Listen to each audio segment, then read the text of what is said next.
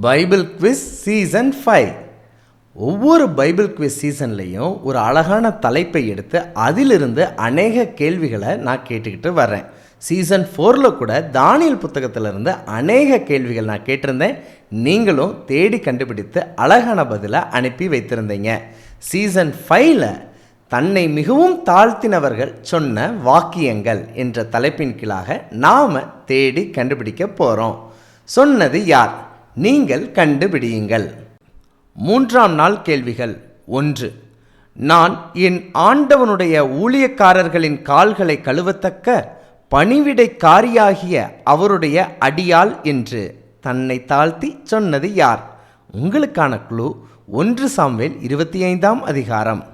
நானே உங்கள் கால்களை கழுவினதுண்டானால் நீங்களும் ஒருவருடைய கால்களை ஒருவர் கழுவக் கடவீர்கள் என்று தன்னை தாழ்த்தி சொன்னது யார்?